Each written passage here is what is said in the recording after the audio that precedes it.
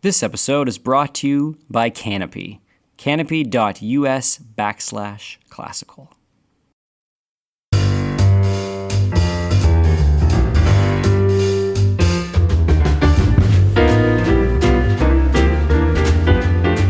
Hi, and welcome to Classical Stuff You Should Know. We're a podcast about old books, old art, old sculpture, old stuff, and we are here to help you engage in learning in a way that is not terrible. My name is AJ Hannenberg, and I'm joined by my compatriots Graeme Donaldson. Hello. And Thomas Magby. Hi. And we are fresh off the heels of Easter, and what would you call that thing we do every week? Would that be engaging in the intellectual life? Is that what you would call it? Yeah, I mean, engaging, pursuing the intellectual life. Maybe just exuding, like living Exuding. it. Wow, I like that. Dwelling. We are intellectual. Oh, my word. Therefore, Are we intellectuals? Will you tell us, Mr. Magby and A.G. Sertillanges? What's that? You're our resident French pronouncer, so you tell me. Is it not Sertillanges? Because Certainly. Yeah, we'll go for it. I mean, if we got to keep up with our proper pronunciation of French names. Yeah. I did have a listener literally just send me an email with a link to the Montelou, that's not how you say it, pronunciation site. So, oh, no. Yeah, thank you. You don't need to do that anymore, any of you out in listener land. So, I mean, for a while, my series of episodes were on like how to read history and how to understand history. This now makes part 3 of Thomas embarrasses himself with French names. So that's the actual underlying series that I'm going through right now. Our podcast license is probably going to be under review. That's after exactly this. right. Yeah. All that paperwork we did at the beginning of this thing. sure. I mean, you would think that anyone could get a podcast. You think you could just like record it and put it on the internet? definitely- It's all right. I'm ready with the bribes again. It's cool. Wait, what? Get all those Apple bribes? Okay, so Graeme and AJ made reference to this, but we will be talking about a book called The Intellectual Life today. The author of this book is A.G. Sertillanges, O.P. So there are lots of letters attached to this individual's name. So OP. He is indeed OP. He's so overpowered. He's going to get Most overpowered French guy. He's going to get nerfed in the next patch. Is that what that means? I don't know. Anyway, I assume this. Do you all know what OP stands It for? means the Order of Preachers. Yeah, exactly. And what does that mean? He's shoot. Dominican. Yeah. The Dominicans get the comma OP at the end of their name. So again, it's Order of Preachers. Really? That's cool. Yes. Oh yeah. How long do you have to be a Dominican to get one of those? Can I just join for like a month? Join. You can't. No, it's a lifelong commitment. It's a lifelong commitment. Yeah. That's how the. So you're OP, What is that? You're OP Do I have for to life. do I have to pay dues? No. You got to take a vow of poverty. I got that. You got to dedicate yourself to presumably some sort of liturgy of the hours, living in a convent. Not Not a convent. I was going to say, hey-o. can do. It's so messed up. Okay, so yeah, I mean, I didn't expect this to be an episode on the Dominicans, but yeah, you have to make what is the vow to? Dominican order. I'm not going to find this in time. Anyway, yeah, poverty is. Don't worry about it. You don't Yeah, have to. no. You think satisfy my silly questions? That's like literally the whole reason this podcast exists. Okay, so Order of Preachers, Dominican. He is a Dominican. And then AG. Does anyone know what the AG stands for? Gosh, no, that one I don't know. There's no reason you should. Is it some sort of like French? Is it Alphonse Girardot. You are so close. Is it a Am I French really? civil award? No, No. it's his first name. Oh. So, y'all weirdos. That's why I said Alphonse. Yeah, I was like, I thought it was on the end. no, it doesn't It's a mean guy. anything. No, it's just the guy's name. Y'all are such weirdos. Alex. Okay. Yep, Alex. Alex, what? Gerald. Yep. How did you know? Alex Gerald Sertillanges is the guy's name. His name. This is again me just butchering the French language. Antonin Gilbert. Antonin Gilbert. AG is what he'll be called for the rest of this because that is what he puts on the front of his book. So I'm going to go with that. A thing that is slightly confusing because I'm sure all of you are going to be looking up Sertillanges, which you spell it the way it sounds. Sertillanges. Anyway, there's a T in there for some reason. Anyway, he changed his name from AD Sertillanges to AG Sertillanges. So there's in case you're confused by the Sertillanges as you look them up. Okay. Let us talk about this book. Graeme, you have some background with this book. What do you know about The Intellectual Life? You said when we like first met each other, you're like, "Hey, you should read this book. I'm going to lend it to you for a brief spell," and then I kept it for 3 years. That sounds about right. Sorry about that. Yeah. Well, you did more than that. I also marked it up. You made contributions. To well, the I thought I erased. I thought I had gone through because I specifically did it all in pencil. So why make the marks? If you're Well, just I was going going to to before I gave it back, I was going to type up some of your notes and stuff. Yeah. Got it. Did you do that? Yeah, I did. Did you actually? Yeah, I put them in there. I have a bunch of it in my commonplace But I book. thought your commonplace was a written. Yeah, no, sorry, I didn't mean write them onto note cards. So yes, I do. So I I have have a series of questions right now. I feel like I have hold a on. section of him in my commonplace book so it's basically a book about, hey, you want to be a scholar but don't want to make money. Here's how to do it. Was that your takeaway from this book? No, That's so it's funny. a book on just the way of life and headspace one needs to pursue leisure, but in the classical sense of leisure of the intellectual life, of learning for the sake of learning. And parts of it are very practical, like here's how you take notes and here's how you plan your day. And other parts of it are not. Other parts of it are a little more theoretical. And Yes. Yeah, that's what I remember from it. AJ, is this a book that you have read before? No, I'm not interested in the intellectual life. Well, I know that part's not true, but hearing that title, "The Intellectual Life," how much do you want to vomit as we're going into this episode? I don't know. It could be interesting. Okay. I'm wondering how much it's about habits, or like it says. What's the undertitle there? It says It's the spirits, conditions, methods. Yeah, so it's just sort of like an overview. It seems like an intellectual, smart guy self-help book is what it seems like to me. Wow, that's actually literally the perfect way that you could have described this book. So, okay, we'll see if we. Sarcasm? Was he being sarcastic? No. I thought you were being sarcastic when you were saying, "Wow, that's a." Are you? No, that's actually the perfect Oh, okay, description of this cool. book. No, sorry. I know that I just sound sarcastic all the time, but no, in this instance, I was actually being genuine. Though I do have a section in my notes that are quotes that AJ will hate. So just to be clear, Awesome. I'm so excited. I just to whet your appetite for these. He talks about the importance of sleep, and instead of just saying that sleep is important, can I just read you this quote? I want to get the reaction to you. The attitude of the sleeper is no empty symbol. He lies nearer to earth, as if he said to nature, "Take me back, long enough that I have held out against your powers. Standing, I have combated your determinism against the equalization of all forces, which is the law of this perishable earth.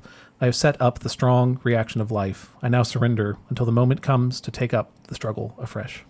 Were my eye rolls audible? Could everyone? If you could have turned those down just a little bit, that would have been great. It's actually it's nicer in the French, I think. I do have a few moments where I've wondered about that. So in the translator's note, Mary Ryan, who is the translator, in her translator's note at the beginning is like, there are so many phrases I just can't translate. And so she'll just have footnotes at the bottom that are like, here's why I chose this, but there's literally no way of translating this French expression. So maybe it is actually better in the Some French. point, like, you just got to give in to sleep and just That's the thing he could stop have said. standing and just let sweet sleep overtake you. We'll come back to I another like one it. later. You do like it? I do Was like it a it. beautiful and think poetic so. line? Good. Okay.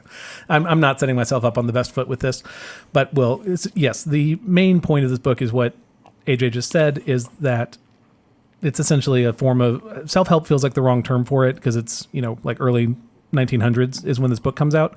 So it's like it's pre-self-help is what I would say. Mm-hmm. But the first diet book came out during the Civil War. So maybe I don't know. It's in the self-help world. It is how, just to combine the two comments, it's how anyone can enter into the intellectual life and be a part of the intellectual life, in addition to, an apologia of why it's important to be a part of the intellectual life. So we'll try and cover a lot of those topics today, get into some of the practical parts, and then assess it, see what we think of Sertillanges, his method, his approach to all of these things. Just as a starting place with this is a book I read a long time ago. So if it was when I first met Graeme, it's before I started at Veritas, which would have been 5 years ago or whatever. This came from I'm 100% certain that it's referenced in a podcast interview with Father James Shaw on the Art of Manliness. He talks about this book and praises it there. I think it's recommended in probably all of Father Shaw's books. It's one that he highly recommends, one that was important to him for understanding how to pursue his intellectual journey. We've talked about Father Shaw before, but he was a Jesuit scholar, Jesuit priest, who died a few years ago at this point. Right around Easter, if I remember. Yeah, it was the Wednesday of Holy Week. Yeah. It might have been a year ago at this point, maybe 2 years ago. But we've talked about him before. You can find other episodes on him. But he was very influential for me in discovering great books of the Western world, this idea of classicism or reading the classics, reading important works. He's someone who is trying to make accessible that line of great Western thought. So anyway, that's where I found this book, is through Father Shaw. And you can find that if you want to listen to another episode. It's the Art of Manliness podcast. And if you search James Shaw, it'll pop up in there. But it's a very good episode. All right. So starting off in this book, we're talking about the intellectual life. It's literally the title of this book. Who is an intellectual? What qualifies a person to be an intellectual? PhD, obviously. PhD, obviously, yes. Yeah. Working at a university. So actually, this is a guide to getting your dissertation finished within 7 years. I'm so sorry. That's what I meant to say. That's actually what this book is about. Makes you more excited, less excited. Well, if I remember, so this may not, I think this is answering the question. When he assumes, when he writes the book, he doesn't he assumes that the reader has a project, some sort of intellectual project. Sure. And that sort of is like an assumption that he has. It's like, okay, well, if you want to keep studying biology, but you don't work and this isn't your profession, like, here's a way to do it. Which I thought was very charming, that he just sort of assumes that people have these like private amateur passions that require intellectual pursuits. But is that maybe part of the answer, is someone who is an amateur? Amateur would be a part of it. I would say most of this book is written to amateurs, and again, I say this 1,000 times each of my episodes. We'll get to that later, which means we never will. So yes, it's mostly for people who aren't teachers. So kind of the opposite of our joke at the beginning. It's not, the PhD already knows the stuff that they need to read. They already know the dissertation they're working on. This is for common people. This is for common men and women who want to educate themselves. I guess anybody that looked at a book and said, "Man, I really want to read that book," that's like the first step of being an intellectual. Like, it's somebody that has even just the first little bit of some kind of project of the mind. Yes. So that desire to start something, but not really knowing where to go with it. Yeah. And that's where Sertillanges would be most helpful. My book is literally falling apart for her. How many times I flipped through it. I love this. AJ, when you hear this word intellectual, what comes to mind? Well, I was going to say, Graeme probably phrased it better than I possibly could. I was going to say it was someone... I doubt that. Let's be honest. Well, he did okay. It's a simple way to put it, is that they have a project. I was going to say they are concerned with either the finer points of some subject or progress within that subject. So for scientists, he wants to find new things for... Or test something out. Test something out. For somebody who's interested in literature, they want to further develop the thinking around a particular book or, piece. But all of that could easily be said as just a project. So I think you phrased it well. That's good. He will be reaching for a broad definition of an intellectual. So not necessarily someone... He won't define it as strictly as we're saying about the project that the person is pursuing. He takes as a given that people... Well, I guess maybe not as a given, because he teaches that people need projects, but we'll get there. These are the opening lines of the book. So when we speak of vocation, we refer to those who intend to make intellectual work their life, whether they are entirely free to give themselves up to study, or whether though engaged in some calling, they hold happily in reserve as a supplement of their activity and as a reward, the development and deepening of their mind. So that phrase at the end, the development and deepening of their mind. So if we take that as a definition of intellectual, who qualifies as intellectual? I mean, anybody that's doing it, anybody that's sort of not, anybody who's in their free time is wanting to develop their mind on a subject as opposed to being entertained or amused in their free time. Yes. Well, that's actually... That's one of the points we'll cross through, and maybe we'll just jump there at that point. At previous times, we've talked about intellectual pursuits, or again, this phrase, the deepening of the mind, as some kind of high goal for people to attain to, as a thing that we would recommend all people to go after. And I think sometimes there's disagreement as to like how high, like what is the relative value of pursuing intellectual things, like in comparison to other goals that a person has. So maybe I'll phrase it this way. Do you want to? I was just say, is this different from like a hobby? If you're like, okay, for example, we just moved on to the piece of land that my wife and I bought years ago, and now there's like a ton of landscaping that needs to get done. Sure. And so we've been spending all this time learning about the plants that grow in Texas and the kind of soil that we have and all that kind of stuff. Does that fall under the intellectual life as he defines it? Because that seems a little bit. It's not like. I mean, it's definitely learning. Yes. You're definitely going to be doing, and if we're going back to the scientific method of it, we're going to be there's going to be a lot of trial and error. There's going to be a lot of testing. There's going to be a lot of failure and note taking and thinking. Yeah. Does that qualify as what he's talking about with intellectual life? Yes, I would say yes. This again, our habit is to jump around, which is what I like. So the reason I would say yes ties in with this. Therefore, if you want to have a mind that is open, clear, really strong, mistrust your specialty in the beginning. Lay your foundations according to the height that you aim to reach. Broaden the opening of the excavation according to the depth it has to reach. But still, you must understand that knowledge is neither. Oh, no, I won't read that part.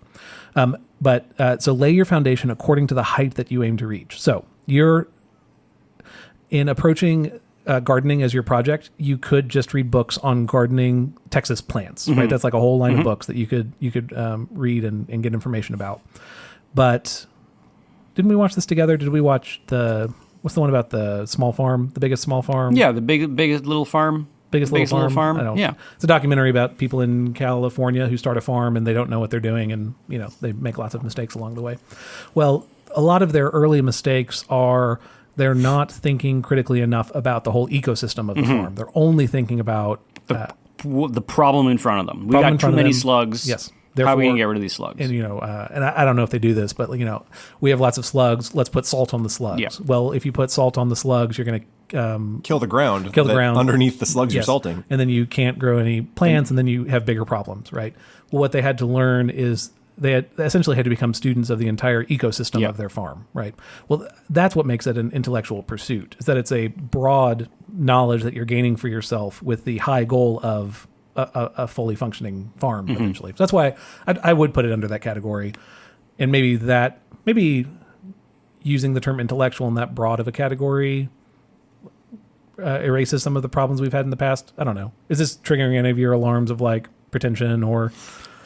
No, I don't think so. I understand that. So if Graeme wanted to be more than just a gardener, he wanted to be an intellectual about all of these things. He could either, if to lay the foundation for the height he wanted to reach, instead of just reading about Texas plants, he'd be reading about plant biology, understanding photosynthesis, laying all of that groundwork, knowing about plants in general, the different types. Like he would do sort of a scientific study leading all the way down to Texas plants. And that would lead him to a greater height of understanding what's happening rather than just a practical understanding.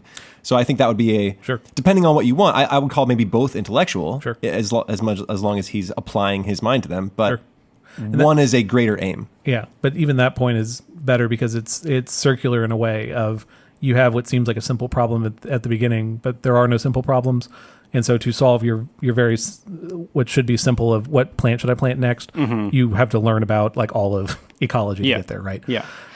But I guess is the topic at hand or the subject at hand, which is gardening, does that play a role? Like, for example, think of a high schooler who really loves playing some complex role-playing game and plays a game forever, but then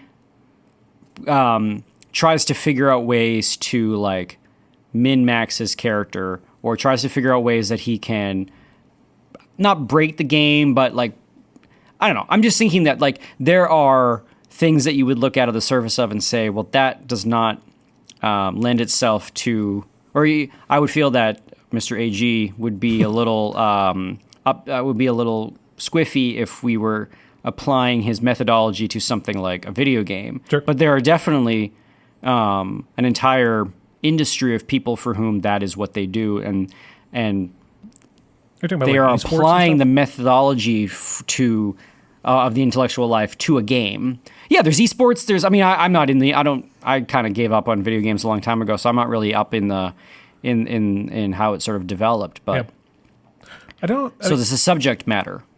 Yes, I feel like it has to. Let's come back around to that one and see if we can get answers as we go along. Just to tie up this point on the field of what to learn, and again, where I think something like even calling it gardening understates the work that you're doing for your land. Right? It is the building of a productive farm. Is that the right term? But I mean, it's not just that. It's not just like we're going to eat food. We just want various types of shrubs and plants and flowers, and we want things to flower. And then when they die, something else is coming behind them that's going to flower. So you kind of have this. You don't have this season where everything's dead, right, and you only have 2 weeks where everything looks good. Like you kind of want to have this sort of flow to it. Right, but it's that plus wanting to live alongside it. Because if you only wanted the plants to live and be fine, you wouldn't move out there. Sure. Right? So Again, it's a more complicated problem than it looks like at first. So again, just to tie up on this, this is Sertillanges just making a broader point about how you pick what to study. That first point we just read was about a broad foundation is necessary to achieve any heights in a subject, but he'll still acknowledge the need for some type of specific knowledge. But he's critical of specialists, as you will see. Everyone in life has his work. He must apply himself to it courageously and leave to others what Providence has reserved for others. We must keep from specialization as long as our aim is to become cultivated men. So we must be generalists, right, to be cultivated. And as far as concerns those to whom these pages are addressed, superior men. But we must specialize anew when we aim at being men with a function and producing something useful. In other words, we must understand everything, but in order to succeed in doing some one thing. So it's this combination of broad knowledge, broad foundation, but to be useful to people, we're going to need to learn deeply individual subjects. This is tying in with what Graeme mentioned earlier. This book is mostly written for people who have jobs. It's not mostly written for like future monks or whatever. And that's what he's trying to say. To be useful in some capacity will require specialized knowledge, but to be a cultivated person, man or woman, to be a great man or woman intellectually requires a general knowledge. Is that a fair comment? Do you all agree with that? I'm vibing with most of that, except the part where he says he's superior. Oh, no, he's not saying he is. He's saying that be like a cultivated intellectual person is to be a superior one. I've always taken beef with that. Yeah, I mean, why is a cultivated intellectual any better than a man who serves his family, works hard? No, that's not the. I think the axis is intellect. I don't know. Like if you have a 30-year-old who's read a bunch of great books and a 30-year-old who's played video games for those 30 years, like, is there a difference between those two people? You're taking superior in the language of like a value. Like, does the video game person have like less value than the book reading person? Well, I would maybe take constant video game playing as a lack of virtue, in which case there would be a problem. But so far as they both pursue the virtues, I don't see any extra virtue in someone who pursues the intellectual life versus someone who has, charity, fortitude, wisdom in how they act. Right? I think that's the clutch right there is prudence. Prudence is where he might say that the intellectual life is superior, but I don't know that you have to be specializing in any one field or have a great wide reading to know how one should act in society. And so that's my problem that's my problem with almost all philosophers is they say the greatest somebody can be is a philosopher. And I've always taken issue with that. Correct. Yeah, but he's not saying that. And again, this is written to people. Right. Well, we might get there later where he has a really touching section about, fathers and mothers and having children will eat into this time that you originally spent in intellectual pursuits, but that doesn't make it A, any less worthwhile, and B, having children is still better than like reading books. So like go for it. So he's trying to balance. Can you confirm maybe? Yeah, having children is way better than reading books. Yeah, having children checks out. My one experience is what. Hey man, you got more babe experience than we do. This is fair. I'll check back in when they're a teenager. Let me know. But I work with high schoolers and I like them quite a bit. That's true. So they are. I do too. All of us work with high schoolers. Okay, so who counts as an intellectual? That was our opening question. The answer is anyone can. And an intellectual is a person who is pursuing the growth of the intellect. That's probably the easiest way to put it. Fellas, the intellectual life is a worthy pursuit. But in the modern world, there are lots of distractions. I mean, the internet is literally a machine that is dedicated to stealing our attention. That's hard to keep the intellectual life if you've got something that is constantly stealing your attention. There's been tons of apps that have come out that block websites or limit restriction to websites. But this new app called Canopy, which is a sponsor for today's episode, is awesome. Not only can it block entire websites that are big time sucks like Facebook, Instagram, Twitter, but if you're a parent, it can also block explicit content for your student. If you're a school, it's something that can not only just block entire web pages, but it can block partial web pages. So if there is a web page that has worthy content but has questionable advertisers, Canopy can block that stuff out. It's great. And the vast majority of Canopy's use case scenario is on mobile because studies have shown that most teenagers now interact with questionable and explicit content on their phones. I remember when I used to teach out of school a bunch of years ago, we tried to do one of these like first generation website blockers, and kids could get around it in like 30 seconds. But with Canopy, there's the parental controls of it are top notch. There is the parental app, and then the app that goes on the phone. Students can't get around it. They can't access web pages through like Google Maps, which is even a thing that you can do. They've thought of everything to make sure that any kind of front-facing or any kind of like web browsing application is going to have Canopy integrated with it. And you guys that listen to our podcast, you can go to canopy.us/classical, and you can get 30 days for free and up to 20% off forever. So if you sign up, you get 20% discount forever. That's great. So canopy.us, that's canopy with a C, .us/classical for 20 days free and 20% off forever. I think one thing to add just before we move on is when you're talking about that general knowledge and then also the specialized knowledge, that it sounds like it's something that you choose, but he reference to the fact that it was providence. Yes. And I think that's definitely true, is you are going to be called to learn about something that you maybe didn't necessarily think you were going to have to, right? Like we all ended up getting jobs teaching at a high school, and therefore we now need to think about childhood development. You just need to think about like the growth of a soul through school, and then also, which may not have been what we thought we were going to do with our lives, but here we are, and now we're learning about it. Or gardening. I never thought growing up in Saskatoon, Saskatchewan, that I ever had to learn about Texas plants. Sure. But here I am. And so there's a certain sense that also where God's providence sort of plants you in life, you kind of have to have a humility to say, okay, I guess I'm going to have to learn I'm going to have to learn Texas plants, even though maybe like in my mind I would have wanted to grow, I don't know, what are those? Dahlias. Dahlias don't grow in Texas very well, but they're very beautiful. So I don't know. There's just this idea that it's not a complete choose your own adventure. Like you have to kind of work with the context that you find yourself in. Yeah, I was flipping through to find this. To act without throwing oneself into action is not the act of a man, and man cannot find real rest or instruction or training in it. Therefore, if there are not already any demands on you, look for causes which will inspire you because they are worthwhile. And that's so there's something to the problem. This is what you just said. Problems present themselves, and we either ignore them, and in your case, it would be, well, I hope the dirt grows something one day, or you throw yourself into the task of figuring out how to better the land around you. Yeah, I was there's another quote in here that's either act with full force or not at all, but like don't half-heartedly do anything. That's another part of it. So throw yourself into whatever is around you would be one of the lessons from this. Okay, so we are all over the place, and this is good. So who counts as an intellectual? Anyone who wants to pursue the growth of the mind, the development and deepening of the mind is the phrase from the very beginning. So hearing that phrase, the development and deepening of the mind, I would say that you two are people who have committed yourself to this. Again, all three of us, maybe. Yes, but I'm flattering the two of you and feel weird flattering myself. So you are a bunch of nerds on a podcast about, old There books. goes the flattery. I'm sorry. Thank you. Good.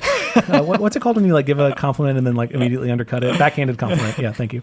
So y'all are a bunch of nerds. So when you all hear about this deepening of the mind, I view this as something you all have already committed yourself to.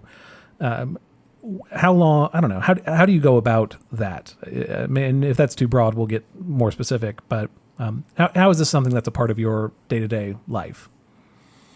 I go about it poorly, I think. What do you mean? I mean, I have bad habits, and I'm currently trying to kill those. But the podcast is honestly one of the things that forces me to have good habits. I have to read a book for the podcast. I have to research a piece of art. I have to, I had to read Faust for this, and man, I never would have done that just on my own for kicks. So I also have a book club that I can usually keep up with the books, but occasionally I have to miss.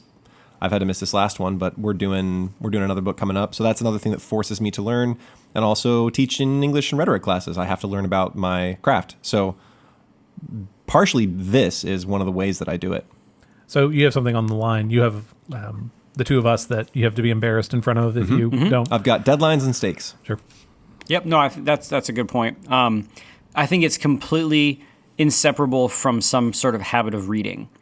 So for me personally, there needs to be protected time in the day that is dedicated to reading. Normally it's in the evening, but that needs to be time that is not unquestionable, because there's definitely times where you don't do it, but it needs to be seen as something that's built into the habit of life. So Sure. This is the first thing that comes to mind, is protected reading time. If you were to guess how much that time is, do you have any estimate?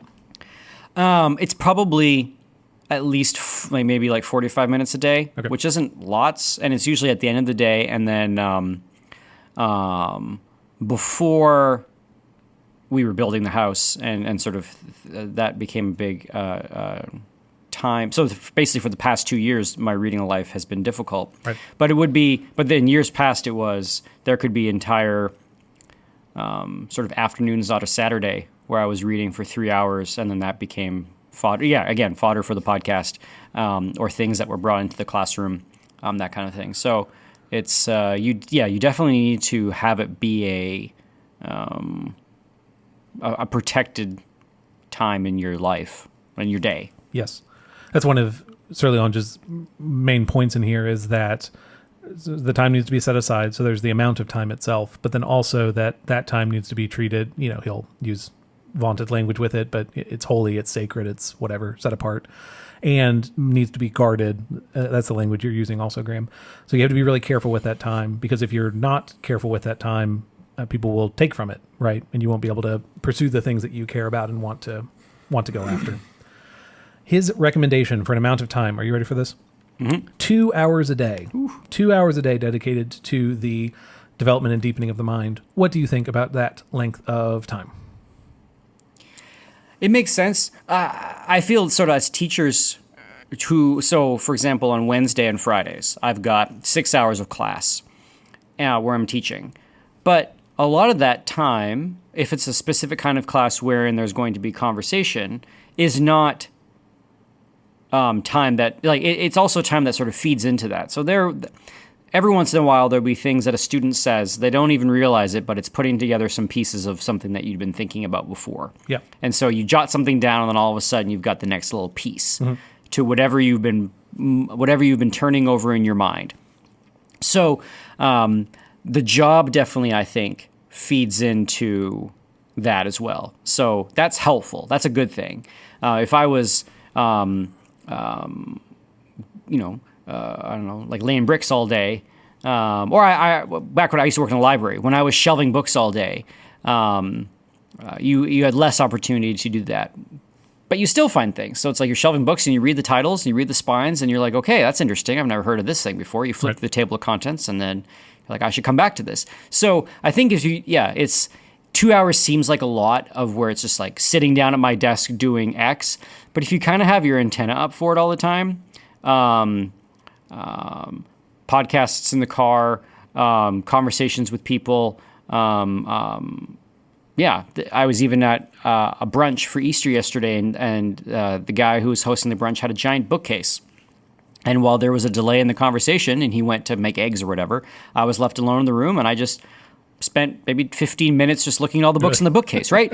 And so then you're like, oh, this looks really interesting. This is a topic I've never thought of. I would want to read that book. That's how I get to know people that I've just met, is I go look at their bookcase. Yeah. I feel like you learn a lot about a person looking at their books. It's terrifying. So I think you need to have your antenna up about it for the whole time, or just sort of feel like it's always like a program that's running.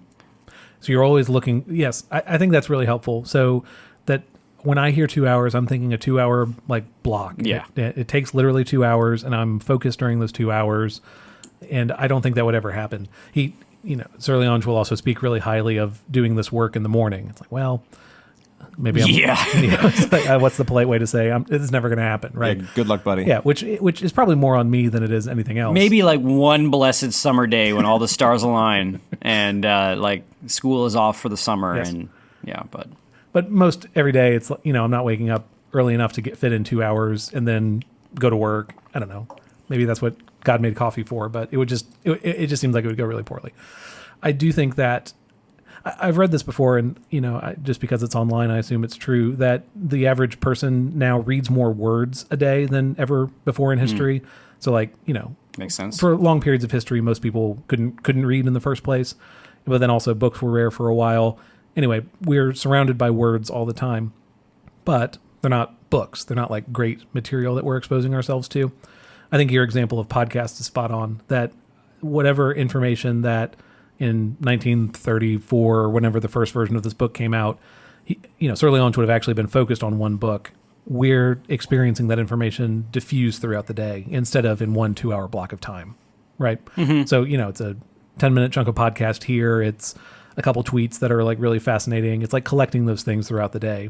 And I think that amount of time would be more than 2 hours. Yes. If you think about that. If you think about it that way, right? But as some commenters have pointed out, there's no substitute for actually reading a book. Yeah, sure. And like listening to a podcast is always a derivative of that. Sure. So even this podcast is a derivative of this going book, and picking right? up this book and reading it. Yes. And I gotta say, it's a dense book. Yeah, and I feel like it's a good. lot of modern reading is derivative, Yeah. right? Where instead of reading the primary source, you're reading a codification of 6 different primary sources that is its own. Well, there's a lot of fear, terrible right? version. People saying, I really want to get into Plato. What's a good guide for getting into Plato? And it's like, Plato you is- actually can do it. It's Right. not hard. Right. I mean, it's Well, not. Plato's an easier one. There's some Plato's tough an ones easier out one, there. but there's just a fear that I don't have what it takes. I need someone to sort of take me by the hand to get into it. That's why I just get the Norton Criticals, baby. Because they give you the annotations throughout. Yeah, they're that sure. extra little help that you need. And then if you're confused, there's always the introduction, and there's like criticism at the end, and explanation, and essays. And I found that they're super helpful. But you all are probably better people than I, but I remember this was in high school going through Shakespeare and having enough trouble with the language that I wanted to do what's the one that's like the No Fear Shakespeare? No Fear Shakespeare. Yeah. So like that would be, anyway, so I'd have, I think it does side by side, right? It has the No Fear translation in quotes on one side and the original on the other. So like, I should have been able to read Shakespeare on my own, but instead I wanted the like, what's the polite term for it? It's like just bad, isn't it? I mean, it's translated is how I think our students would talk about it. It's a translated Shakespeare from English Into a to modern English. language. Yeah. So, I so much identify, and maybe that's a part of that intellectual growth being dispersed throughout the day, is that it does feel harder to sit down and actually focus for, don't call it 2 hours, call it 1 hour. Like to actually sit down and go through a difficult book is really hard, and to avoid the temptation to flip up your phone or like take an off ramp into something entertaining is something that's like genuinely difficult to do. I think it's just cultivating that. I remember when I was in high school reading Shakespeare and talking about it in class, and you'd read it and you don't understand it, and the teacher would summarize, and you're like, okay, I kind of get it now. But Yes. just distinctly that feeling of there's lots here that I know is going over my head. Yes. Like just knowing that you weren't getting it and being comfortable with that. I had that feeling last week. Yeah. With Faust. Yeah. This is not new to me. But I remember, and then a really big switch was flipped when I was in first year undergrad. I was in a philosophy survey course, and we had our first tutorial where we sat around, and I was sitting around with a bunch of these students, and they were all using words I didn't know what they meant, like ontology and epistemology. And I was like, I don't even know what those words mean. And I was sort of like, not in despair about it, but I I realized that there was two paths. One where I could fake it and pretend like I knew everything, and the other one was I had to go and put in some work.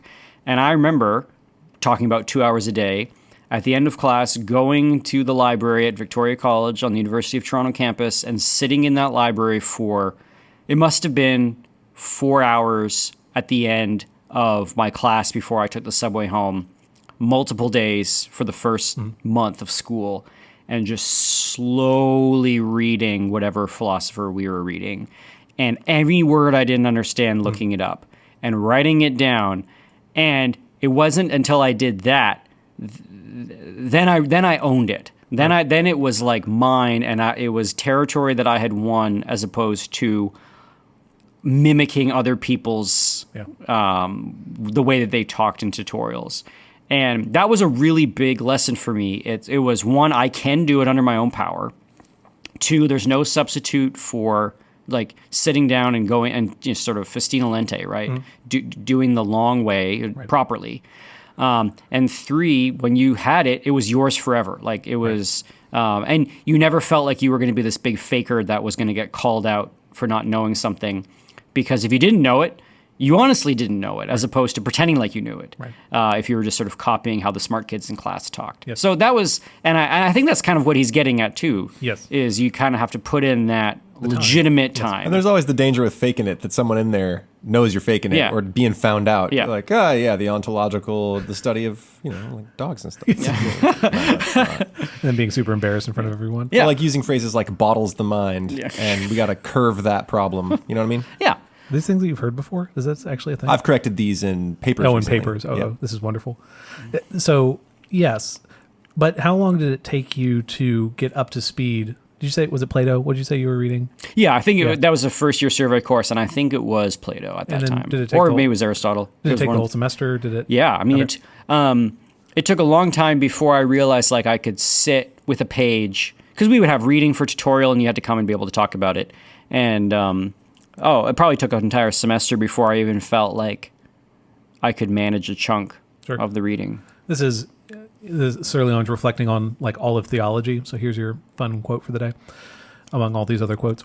It is not so difficult as people think to grasp the science of theology, nor is it a very long study to reach the degree of acquaintance with it that we have in view. It would be a different matter to take it up as a specialty, which is true. If you devote 4 hours a week to it for the 5 or 6 years needed to form the mind, that will be quite enough. Afterwards, you will only have to keep up with what you know. So 4 hours a week, 5 or 6 years would be enough. Do you want to guess? Graeme, do you remember how he defines like knowledge of theology? It's a very funny. I don't remember. Is he like, you've read all Aquinas? Yes, it's actually that. It's you've read the Summa. That's how he defines that theology. It's very funny. He has a section in here about what was it? It's called like the perfect the Thomism, the ideal framework for knowledge. Which anyway. So yes, 5 or 6 years, 4 hours a week is enough to get up to speed and intelligent. I don't know what the word sufficiently cultivated to have discussions on religion would take only 4 hours a week. And the same with yours, you put more time into it. It was a shorter number of, it was 5 months instead of 5 years. But I was in the environment where that can happen. And that's probably a foundation that you still have to this day. Yeah. Right? Yeah. And it was less like the actual thing that I learned and more just the realization that it's achievable. You just got to break through it, and you just got to stick with it. You can stick with it, and that. And I find that that's sometimes an ongoing process. Like I've known in the past what ontology and epistemology mean, but I looked them up just now, just to make sure that I was using the words correctly. And that's what he's saying, right? You get to the point where then all you're doing is sort of a maintaining. Yeah. And there's definitely been books I've read that I've entirely forgotten and have to go back and sort of review. And so I feel, it's a continual process of keeping up these things. Now you're making me question it. So ontology is like the study of being. And epistemology is how do you know stuff? Knowing, Yep. Okay. Study of knowledge. Phew. Nailed it. And that's, I just showed you all earlier that, it's been, this book has been flipped through enough that pages are falling out of it. It's one that I had to stop underlining things because I was underlining so much of the book. It was just losing its, like, it didn't mean anything to underline anymore. And so I started flagging things this most recent time through, but it's, I'm still overwhelmed with flags. Anyway, but there were parts of this book that I was remembering as I went through it, right? Things that I had forgotten that I'd read in the book. And that's how most things that you read, you will forget, right? That's the way. That's not a bad thing necessarily. Maybe the goal is to capture the things that matter from the books that you read.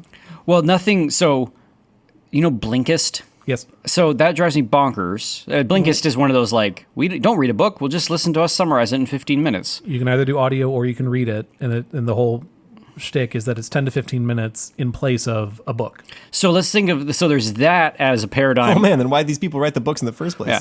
So I feel because I'm going to have the opposite problem you have. So there's that as like, as one way of like engaging with material. Yes. And then there's the other side of it, which is in the Middle Ages, there were people for whom they had maybe 3 books and they spent their entire lives like with those 3 books, living in those books. Yep. And growing into those books and having those books grow into them and being this, this rich, as insofar as the book was worthy of that kind of devotion. And so if you sort of, we live in an age where we don't just have one book. We also don't want to be like, I don't think we just want to be consumers of like bite-sized content. Graeme, AJ, before we go any further, I want to thank our Patreon sponsors for making this episode possible. Our Patreon sponsors support us at one of 4 levels. I'm going to go through them right now because I think many people listening, they want to be a part of this as well. They want to become patrons as well. We have a $2 a month tier. Those are Gibelines. At $2 a month, you get access to all of our episodes ad-free. You also get access to previous content that we've done, mostly at conferences. So you get access to many other bonus episodes as well. At $10 a month, you get access to our in-between episodes, which we record after every single episode that we record. You also get access to our monthly AMAs, which I think are really funny, some of our best content. In addition to all the same benefits at the $2 a month tier, you get access to ad-free episodes. Above that, at the $20 a month tier, you at that point are giving input into the podcast. You are helping us come up with future topics, to come up with future merchandise, in addition to all benefits from the tiers below that. And finally, and you heard about this in recent episodes, we have added a Helios' Acolytes of Love tier at $100 a month. At this level, you are a true believer and you are the most faithful of our listeners. At this tier, you get all the benefits from lower tiers. You also get, I can't believe I'm saying these words, that you get a Helios' Acolytes of Love crew neck sweatshirt, you get Helios' Acolytes of Love Crocs, and you get a free copy of all future merchandise as we create it. So incredible benefits at this level. That is only for $100 a month. You can find all of this at patreon.com/classicalstuff. Thanks again to our patrons, and thank you all for listening. To rephrase, your problem is that how dare they summarize these books down to 15 minutes when books are meant to be like engaged with? Well, even as I say that, no, then should I at least summarize them in an hour. Well, now that I say that, I think there's please. there's probably like business management books that can be summarized in 15 minutes. And that's what I was going to. So my problem's the opposite, where it's, those books shouldn't be published in the first place, right? They're many of them are vanity projects for the people who are publishing them, or they are a way of, it's consultants who want to add to their appeal, so they publish a book, right? You get to put comma author after your name. Yeah. Right? Okay, fair point. So again, to say my problem's on the opposite side. I was listening to a David Allen interview. He's the guy who invented or founded whatever Getting Things Done, GTD. And he was saying that 3 business books are published every day. Well, I don't think any of them are worth reading, right? I don't, any of the 1,000 books. And I don't know when this could have been an old interview, but that's insane. Yeah, that's craziness. Yeah, but none of those books are worth reading. So you're not missing out. Or maybe one is, and you got to read all of them to find out which one it is. Just to tie in with this thought of we'll forget most of the things that we read. As a result of that, we need to capture what's important about the books that we read. This also ties in with the point from before about that intellectual deepening will happen at different points throughout the day. It's not only when reading. That's probably a fair thing to say, right? Conversation is an important way of gaining knowledge. Just being out on walks would be another way of getting important knowledge. Have at hand a notebook or a box of slips of paper. Make a note without waking. Oh, he's talking about this in the context of you should have a notebook next to your bed so that you don't have to like wake up in the middle of the night. You can just like write your note and then go back to bed. Make a note without waking up too fully, without turning on the light if possible, then fall back into the shadows. To get the thought thus off your mind will perhaps help you sleep instead of disturbing it. So keep a notebook with you at all times so that you can capture those ideas as you go, even at night, right? There's an intellectual deepening happening there. Okay, so where have we gotten so far? We've said that anyone can be an intellectual. It's whether you are pursuing that deepening of the mind or not. The amount of time that these intellectual pursuits take is 2 hours a day, is what Sertillanges is recommending. I think a reasonable way of modernizing that is to say it's not just 2 hours of focused time, but that you should be collecting whatever is interesting to you throughout the day, which could come from conversation. It could come from online, right? I have a whole like list of tweets that I think are fascinating that I've screenshotted. So Sure. I think that counts as things that I'm collecting throughout the day. I mean, we're entering in a really interesting time with the growth of Substack. Yes. And now actually people who have really worthwhile things to say are really being able to leverage that without having to go through a corporation Sure. or some sort of like editorial, not to rag on editorial boards, but like you don't just have to go and find The Atlantic Right. to go read someone who has a really good take on a current event or whatever. Sure. But the trouble is you need to sift and weed and find. Maybe. But as long as it requires you trust the person who you're following on Substack. Mm-hmm. And for as long as they're interesting, you can follow them, right? Mm-hmm. And then abandon them when they're not interesting. What is this Substack? Oh, it's a what's it called? It's a subscription site where you can subscribe to different thinkers, different writers that you find interesting. Oh, It's Patreon essentially for just Smarties. like creating a blogging website, but they integrate it. It makes it really easy to monetize it. Yes. So that's how it's sort of grown. But it's not just like people talking about politics or current I events. want to say the top 10 are it's like a bunch of Bitcoin newsletters. I'm sure there are. Yeah. But I found ones where there's one guy and he lives in rural New Hampshire and he tries to tell little like folk fables, like the kinds of things that you would see like Aesop's fables, but he's writing his own.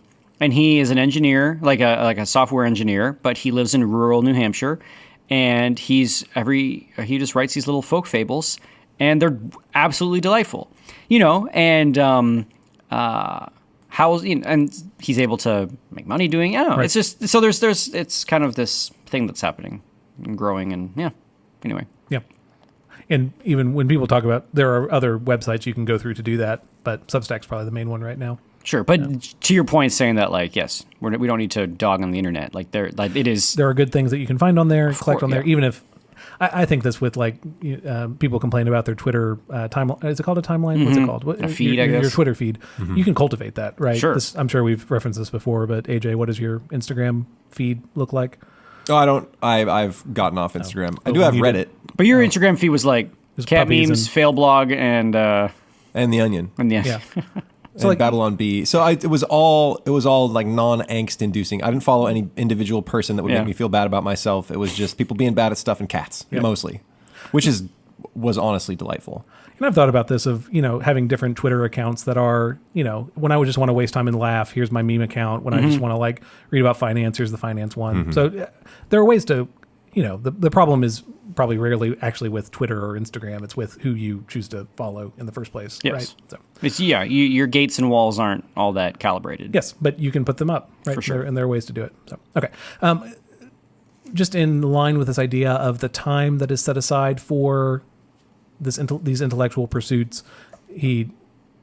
I'll read this. Maybe I don't know if I'd call it a story, but I think this is the situation for most people of what they're giving up for that time would look something like this.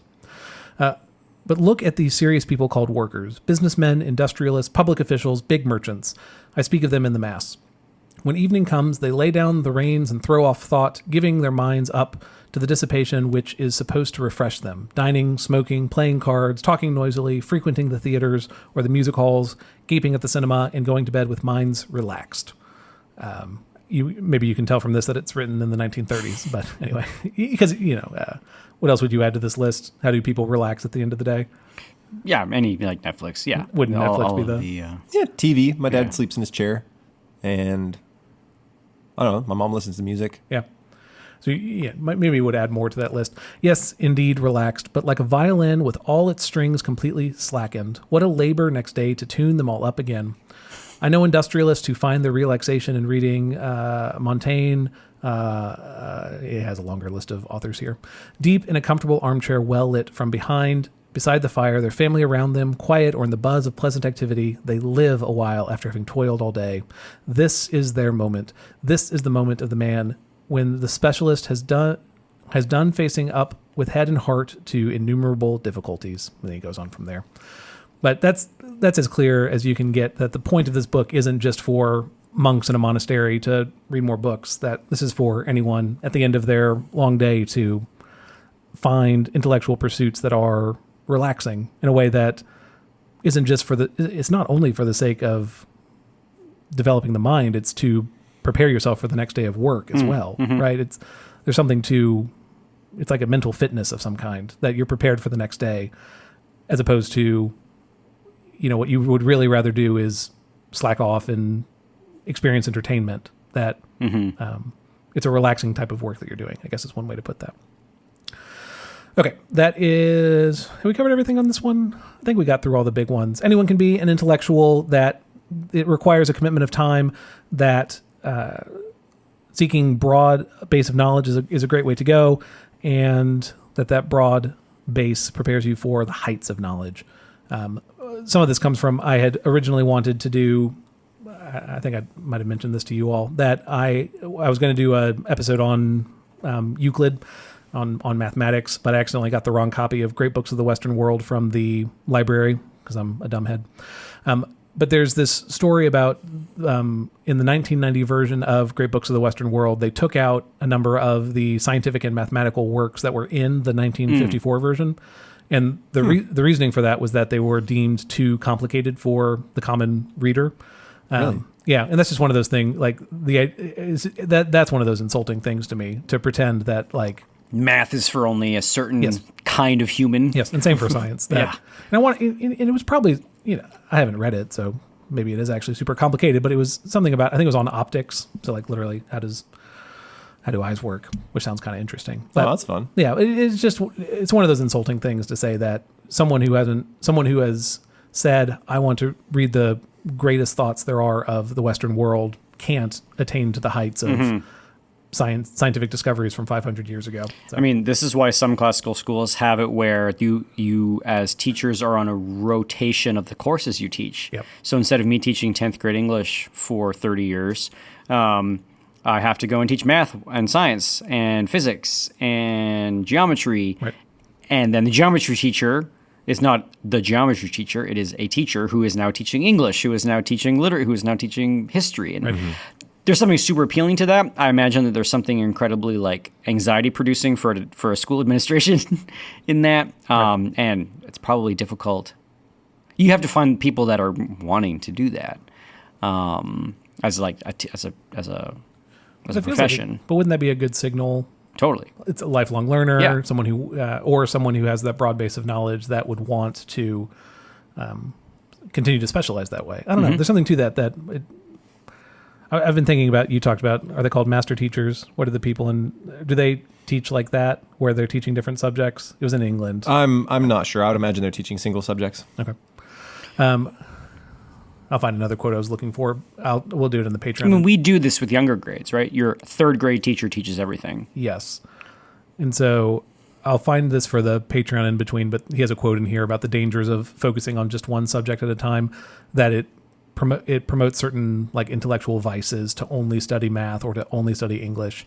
And maybe we'll talk about that in the in-between episode. But yeah, we will also talk about like what our personal projects are on right now. Oh, yeah, we should do. Yeah. Let's do that in the in-between since we're drawing to the end of this one. But you mean the in-between that is available to the $10 a month Patreon subscribers? Yeah. So again, main takeaways here. There are lots of practical things in this book, as the super flowery quote from the beginning probably shows you it's not a book that's like made to be summarized. So sorry, you listening right now. It's a book that I think will encourage you to the pursuit of intellectual deepening. And that's where it's helpful of prodding you to like actually try, right? To actually care about these intellectual projects that you go after. So we'll talk more about that in the in-between, but I think that's all I have right now. Cool. All right. Well, this has been Classical Stuff You Should Know. Thanks for listening. And you can find us on the Twitters at CLSSCAL Stuff. You can find our website at Classical Stuff or patreon.com/Classical Stuff. Yes. We also still have the classicalstuff.net website. Classicalstuff.net is also our website. And you can reach us via email at theguys@classicalstuff.net. And we will try to reply to as many emails as we can. And so this is the boys, just barely post-Easter, signing off. Bye. Ciao. Bye.